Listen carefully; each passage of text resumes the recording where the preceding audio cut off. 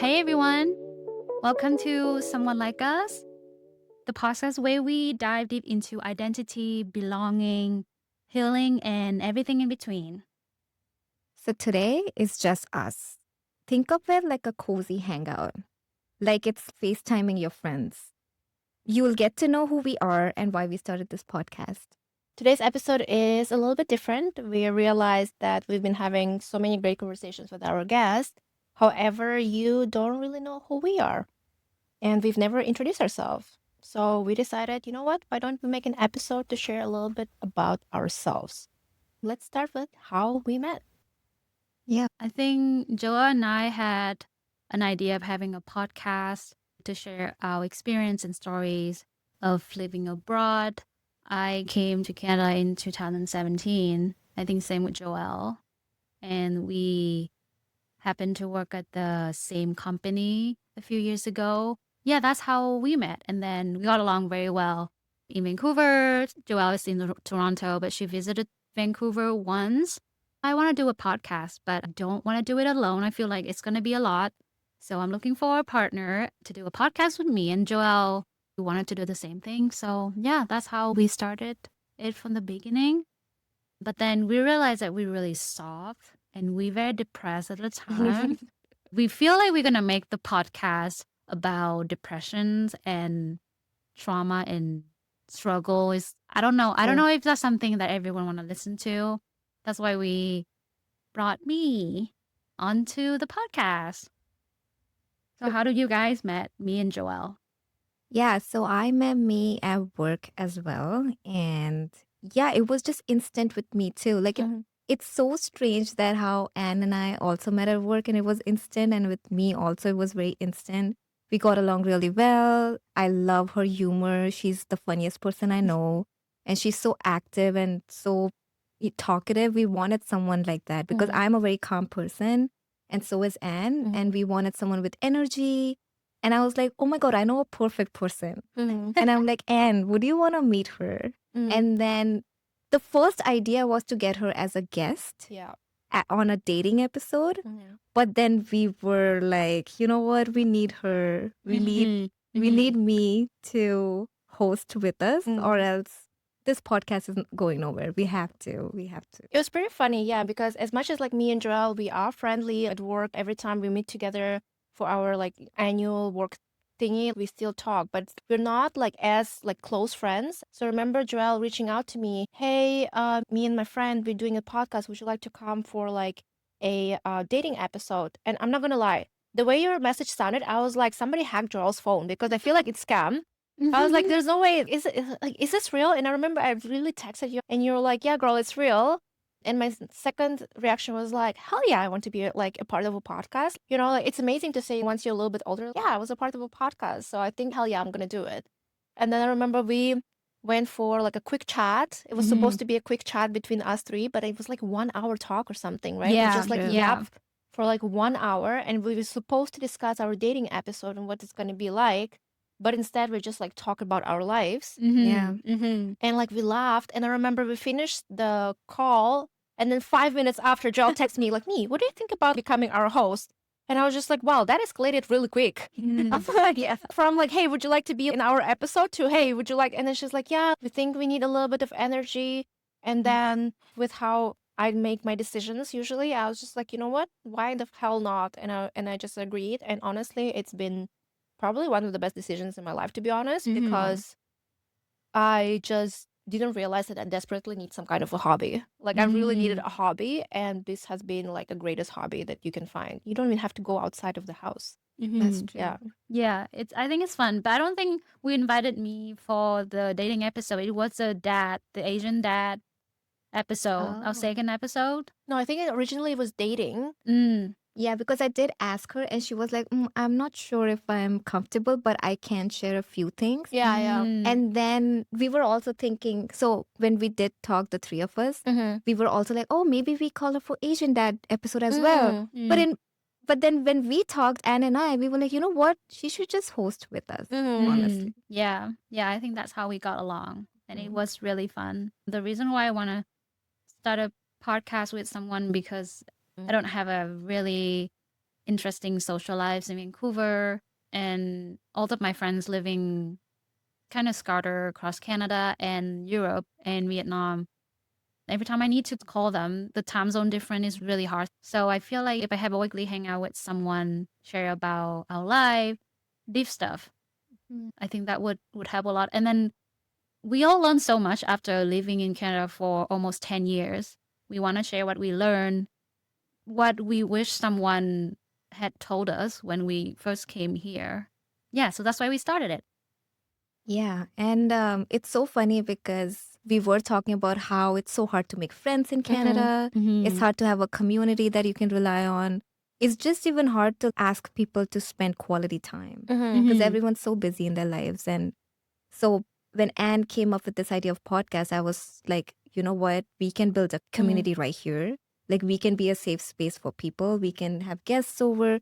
We can start with our friends. I think this would be great activity to help others, but also enjoy it ourselves as well. Yeah. Yeah. And yeah, just building community is very close to my heart because I feel like the older I'm getting, I want to have more quality people in my life. When I moved to Canada, I don't think it exists. Community doesn't exist. You have to make your Yeah. own community. You have to find your family and make your family. So that was a huge driving force for me to do this podcast. And I just really wanted to help also. Yeah. And for me, I'm not really good at small talk. I feel like when I'm in a room with a lot of people, I can't really talk about anything.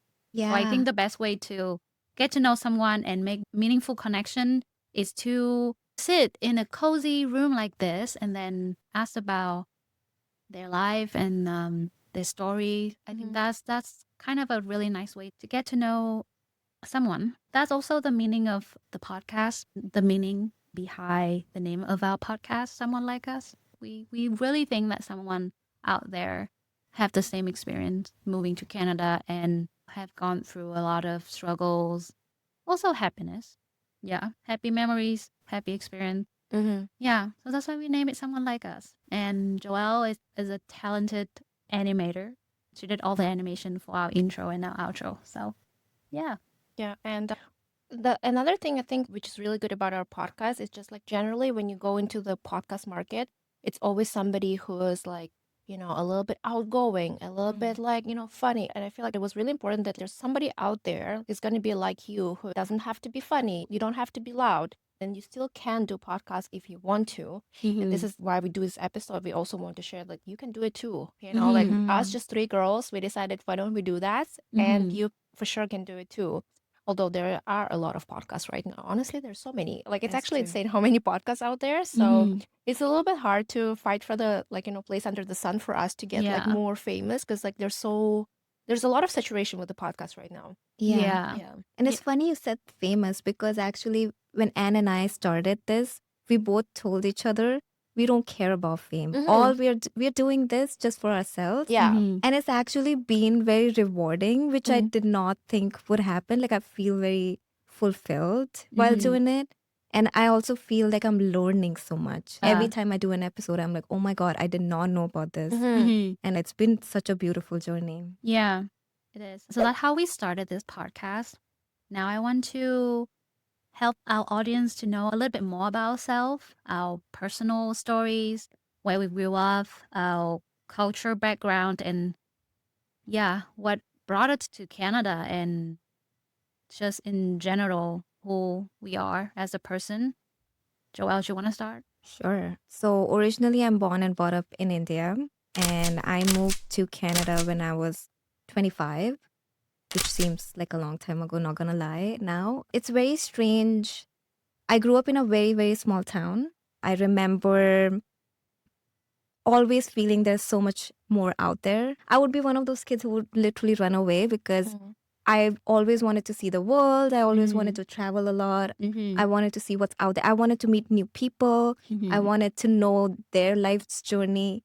I wanted to learn from different cultures. And I told my parents too that I want to travel, and they were very supportive.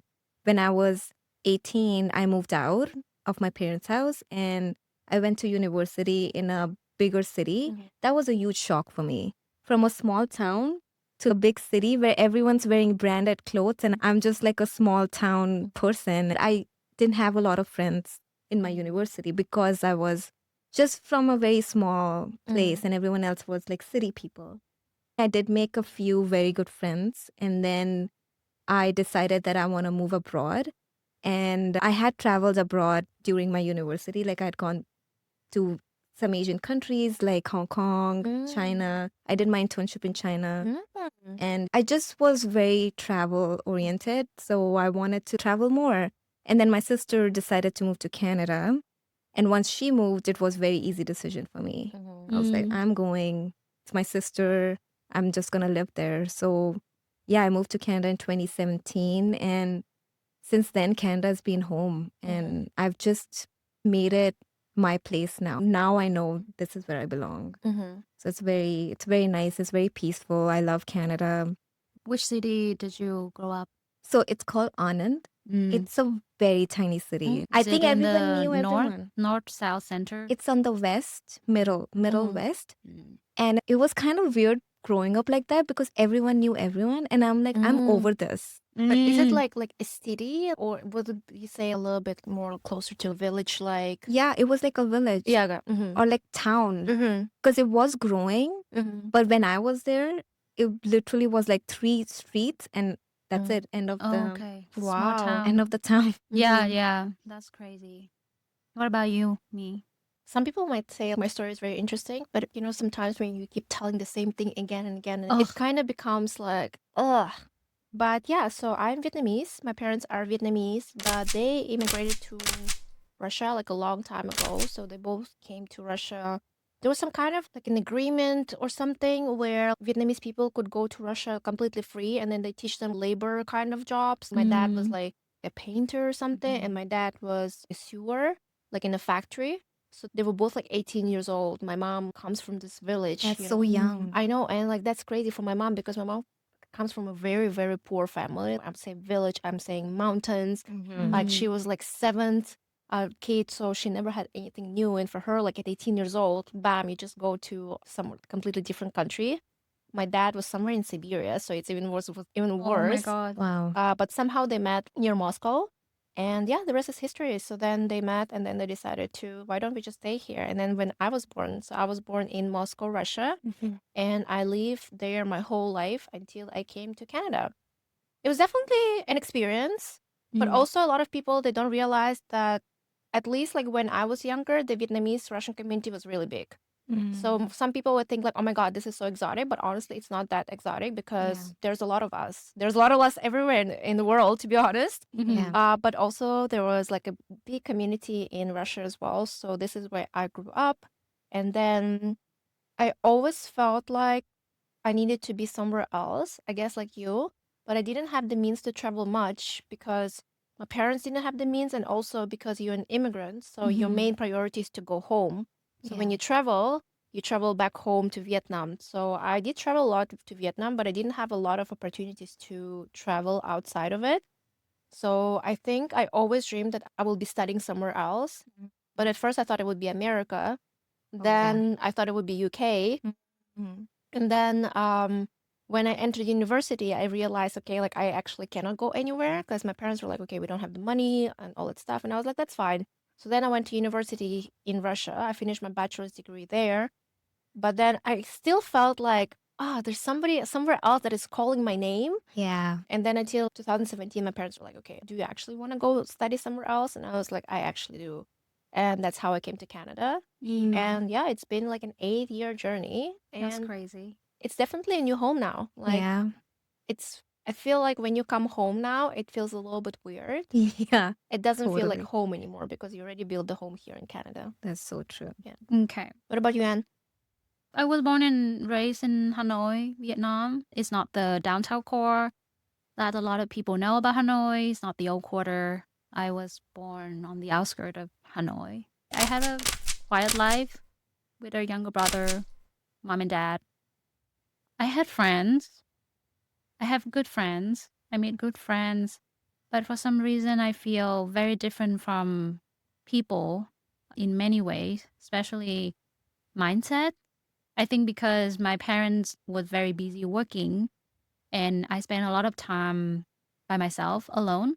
So somehow I was removed from the general social settings in Vietnam. It's a very communal country where you always know someone, you hang out with them a lot, you always belong to a big group of people. But because I spend so much time alone doing something on my own, I feel like it could be the reason why I felt very out of place most of the time. Like, I don't know what people talking about. I don't know the gossip of the town.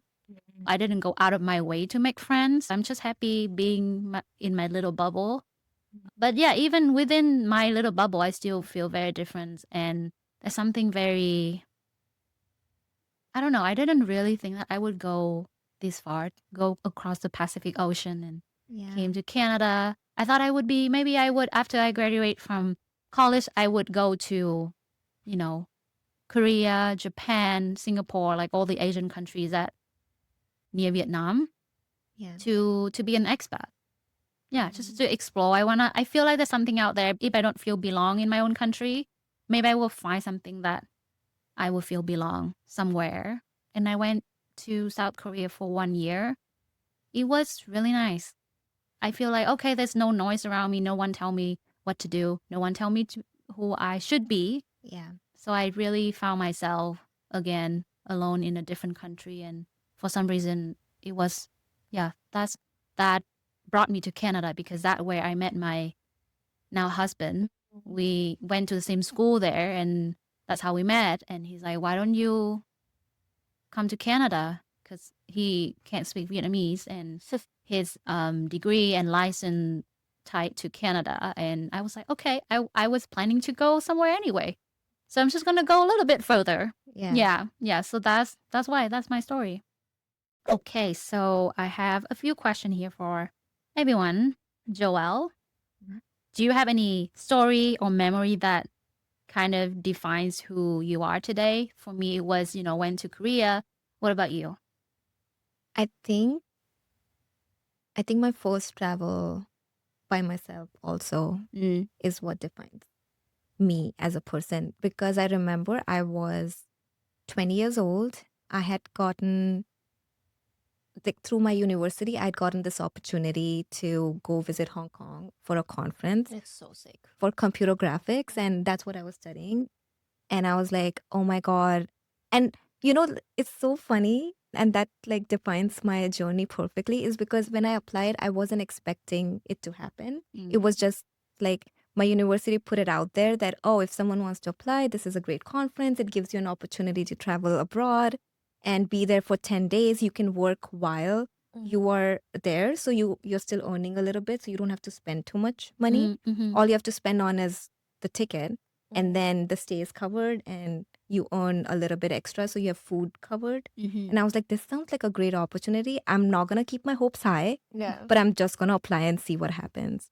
And I applied and I was like one of the few ones who got selected. And was it like just a short like group? Yeah, it was like I think 3 or 4 of us Oh wow. only from the university. Girl. Yeah, I felt very lucky, and I told my parents. My parents were very supportive. They said, go for it. I left and I was traveling by myself. I was feeling so independent and I felt so happy and I felt, oh my God, so empowered. That feeling, I feel like, drives me even now.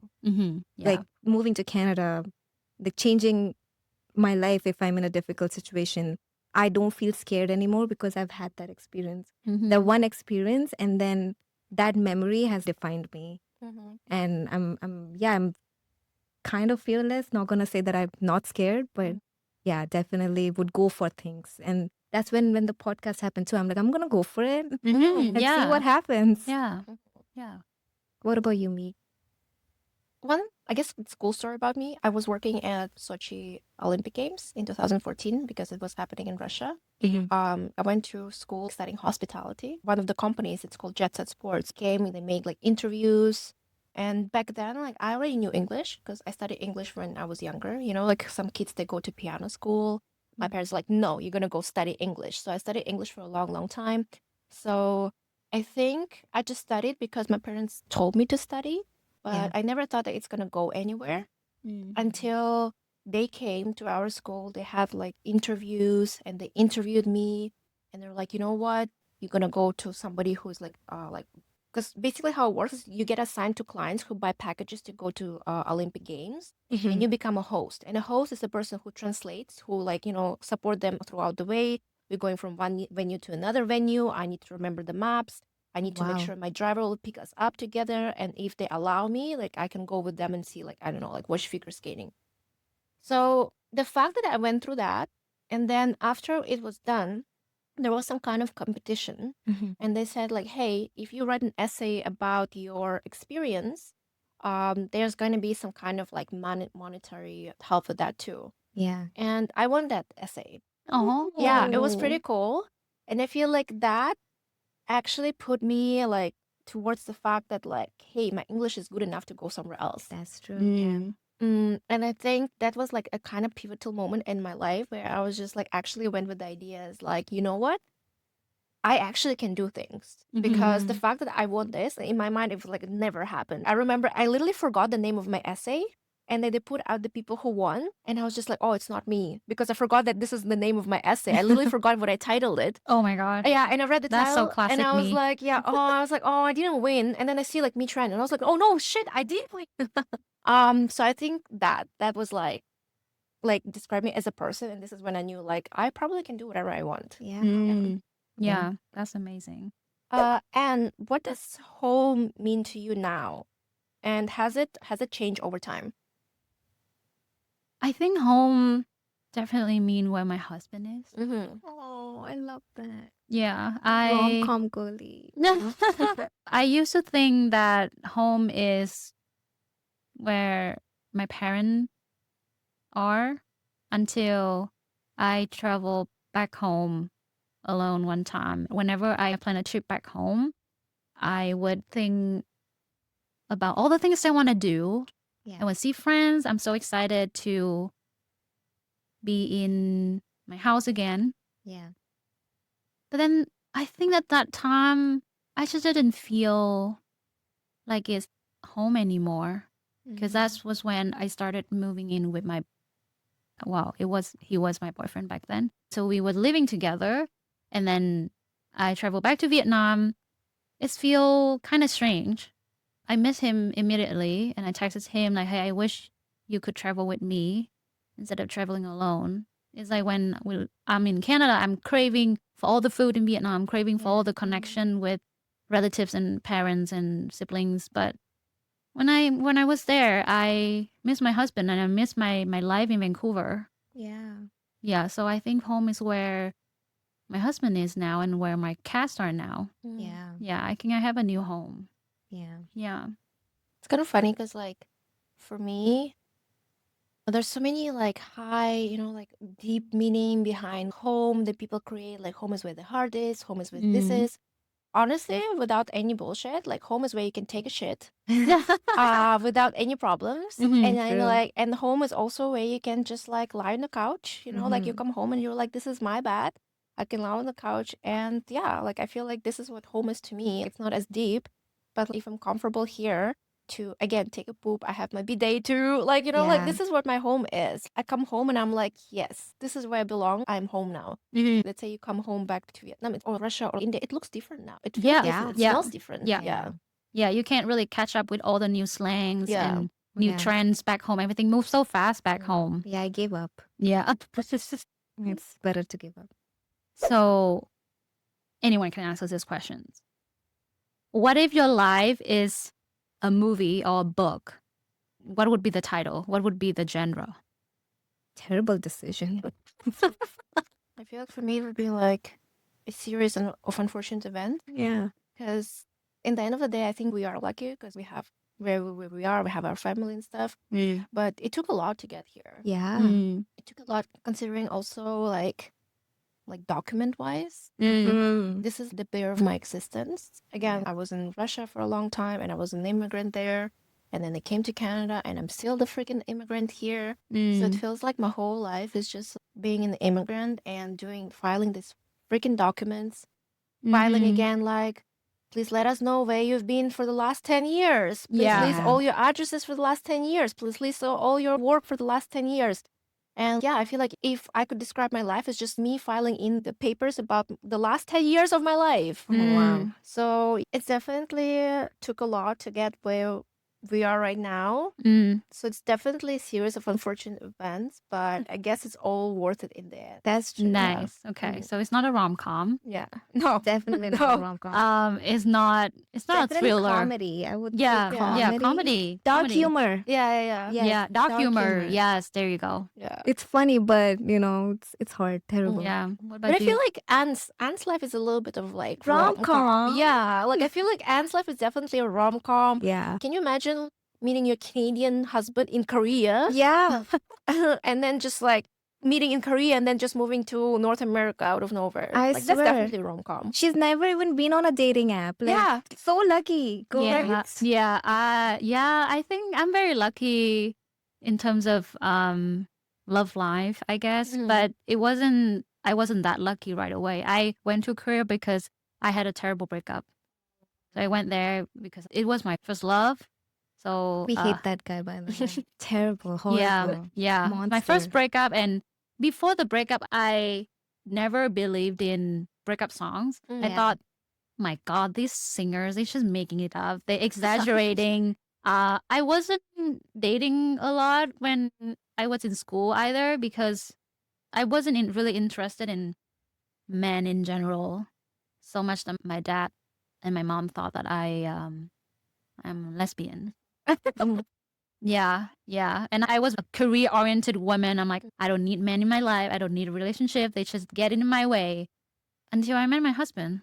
So Yeah. so my life, I would say it was it could be an action movie until I met my husband, and it can become a rom-com, Yeah. I would say. Yeah. It's the But- cutest love story. Yeah, honestly, Yeah. it's so good. Yeah. But if I have to write a book about it, I want to write something about woman independence. Like if Yeah. you want something, you can do it. My parents, they wasn't supportive of my decision going to Canada. They didn't support a lot of decision in my life, but I went against their wills a lot. You were and the I- rebel kid. Yeah, I was a rebel kid. So I truly believe in it. I don't know why I did that, but I just like going against the crowd. I'm like, Yeah. there could be something out there for me.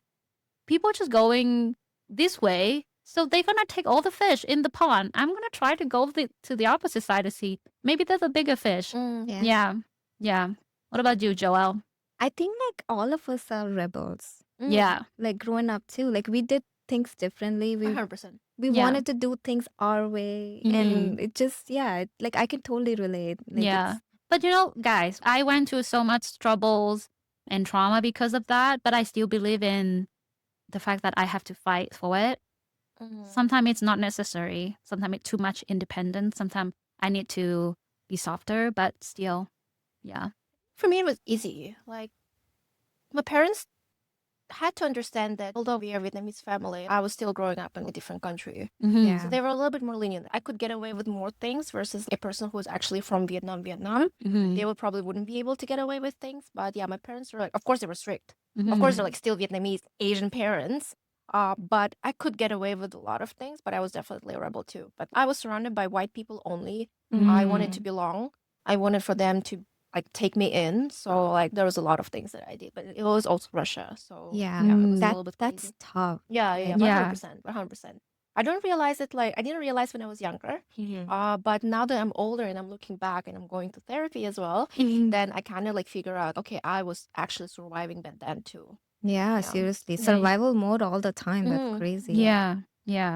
Okay, I'm gonna change the questions a little bit. What's something people assume about you that isn't true? Oh, that's a good one. I think a lot of people, they think that I'm very, very extroverted. Mm. And they think that she's just Yeah. extroverted, she's friendly, and she's Yeah. funny and all that stuff. I thought so too. Yeah, Yeah. while deep inside, I feel like I'm introverted. I feel like I have to force myself to go to the gatherings. And I feel like why I am so extroverted during gatherings is because I feel so anxious that I like start talking. It's very hard for me to shut up because I'm so anxious. I was like, oh, I need to think about what else I can say, like what else I can ask. Yeah. So I feel like that's like one of the biggest thing. A lot of people think I'm extroverted, while deep inside I'm like kind of like an introvert. I just want to stay home.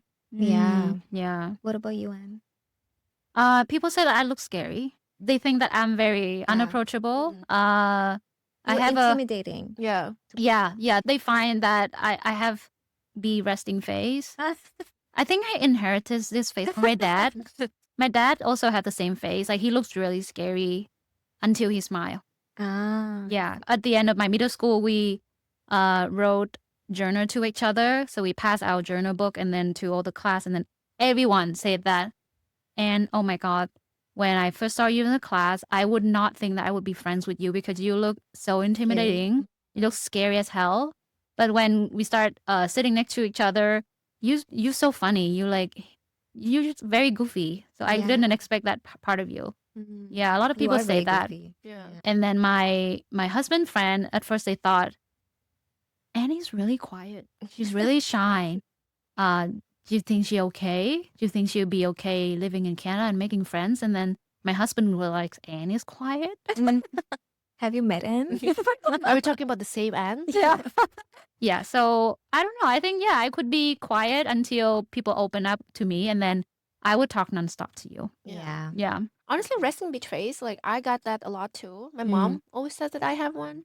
And I remember when I was younger, I had a boyfriend and he asked me like, do you always have this face like that? Or is it only when I'm beside you? And I was like, probably when you're beside me. But yeah, like I feel like I also have resting bitch face sometimes. I Like, thought it was your thinking face. You're thinking about yeah, I do. I like my face is like, I feel like my face is very like, you can actually understand what I'm thinking right away too. Because sometimes when we have meetings and we have to talk about finance, my friend would text me, like my colleague, and she was like, your face is doing that again. And I was- For me, I think people assume I'm super nice, and I am. yeah, But you if are. you cross me, trust me, you wouldn't exist in my world. I will cut Wow. you off. I cannot imagine like that girl. this. I feel like you're I like know, the but most I have done it. understandable. She's very consistent Yeah. inside out. Yeah. Yeah, but if someone betrays me, and obviously that level is quite high, but if you do that, there's no sorry that would help. There's no coming back. There's no way. It's gone. You're out of my life. You don't deserve my friendship. I'm a giver. I'm done. You Yeah. can go. Yeah. You wouldn't exist in my world ever. Yeah, same. I'd be the same. Yeah. Yeah. What about joy? So we all in our 30s now. What does joy look like to you? Honestly, I love cleaning now. Cleaning is like therapy to me. Yeah. I can clean for like hours and hours and Wow. feel so happy. I can't relate. Sorry. Yeah, you can go to me place. Yeah. Exactly. Please come over. Yeah. Literally, because for me, it's like the bane of my existence. I was like, I cannot hate. There's nothing else I hate more than cleaning. Like, honestly, like real talk. I hate laundry. I do hate laundry. yeah. But cleaning, yeah, I've started, and this has only happened after 30. Started just enjoying, like, just calming activities where, it's like, oh, I'm doing something, but it feels so great. Everything's like clean, feels great, smells so good. Yeah, I can relate to that. I love cleaning. I think every month or every quarter, I will declutter my homes. Oh my God. You guys should both come over to my place and just do your magic. Because every time I try to declutter, I just like put it in the box and then the box stays in the corner of my apartment. And I keep like throwing more stuff into the box, but I'm not doing anything with the box. Well, you can donate to. Yeah, I some know. I keep charity. saying that I have to donate. And that's the thing. I will do like, I'll donate this. And then that box just stays in the corner of my apartment forever. That's why you should just come over. Yeah. Just take my whole apartment apart. Yeah. Just take everything out. Like whatever you want to take it. Yeah. Yeah. My joy, like this sounds very lame, but doing this podcast is my joy. Yeah. For those who don't know, Anne is actually doing editing for like she edits like All the the whole podcast edit. for us. Yeah. And of course we feel bad with Joelle because it's a lot of work, but also I Yeah. feel like you really enjoy doing that. Yeah, I enjoy doing that. I really enjoy editing videos and then add some fun memes to it. Yeah. I don't know. I'm a graphic designer.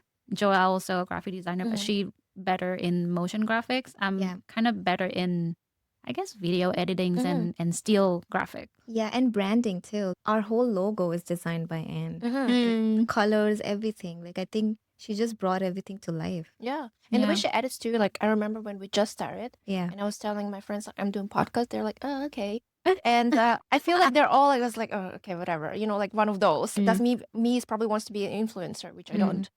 And I remember like when we started doing the videos, it looked so professional because all my friends were like, damn, like look at these videos. And I was Yeah. like, yeah, girl, we're professionals. Yeah. Yeah. I enjoy doing that. It's kind of like my hobby right now. And I don't know. It's like a little baby.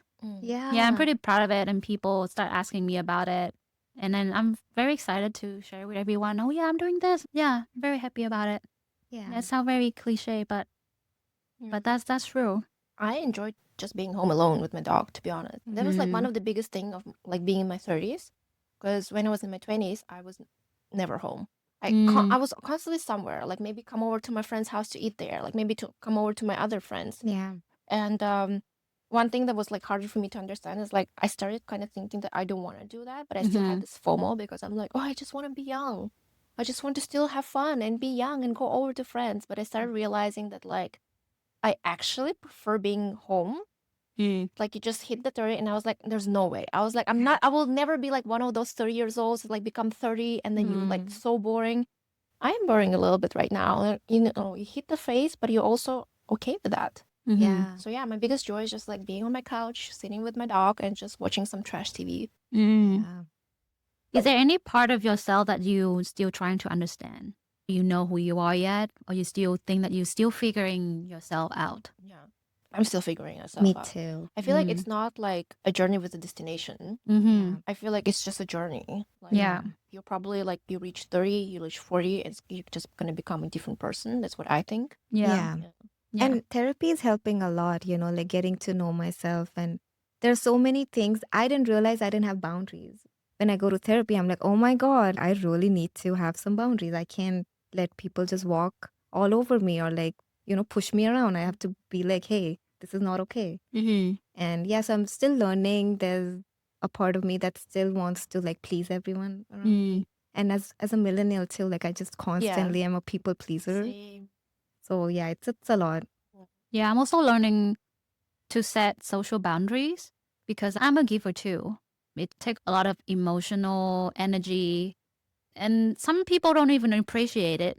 I don't need a thank you, but if you get help, if it treats you nicely, you should treat the person who helped you nicely too. Like you don't need to give me money or gift or anything. Just be friends and be good to me. Yeah. But now I trying to learn that okay, not everyone is nice. Yeah. And not everyone knows common sense. Yeah. So I really agree. have to learn how to say no and set social boundaries so that I don't get hurt because I do help a lot of people, be nice to people, but then I feel like they're not really nice to me. Yeah. I think that's something that I really need to learn. Okay. If someone visits to Vancouver, I would just tell them, yeah, it's really nice. You can go here and there. Before that, I would just say, yeah, come to my house. I will host you. I will take you. I will take a day off. I will drive you around the city. But now I will only do that to people who I really know Yeah. and really close to me. Yeah. I wouldn't do that to anyone. And there should be a reciprocation, right? Reciprocate. Yeah. You have to reciprocate. Friendship goes two ways. Yeah. I don't understand when someone's like, "Oh, you're my friend, but you keep doing things for me, but they don't do anything for you." Like that's crazy. Yeah. Yeah. There has to be a boundary now. Yeah. I So agree. now if someone treat me badly, I would just cut ties with them. I don't need you in my life. And Yeah. I know I read a book that it said 10 people around you and you keep close to will define your life. That's true. So I only hang out with people who really important to me. And the rest I would just say, okay, well, I keep you on a different tiers. Yes. Like, sorry, but I need to sort people out of my life. Yeah. Yeah. Have you guys felt like with Canada being so nice in general, like it's just like fake niceness and Like my friend reached out to me after one of the reels that we posted. Like when you say, people say we'll hang out, but we actually don't hang out. yeah, we never do. And the way you said it kind of did something to my heart. My friend reached out and they're like, that sounded so cute, but it's also so real because this is how it is. You're always like, oh yeah, let's hang out.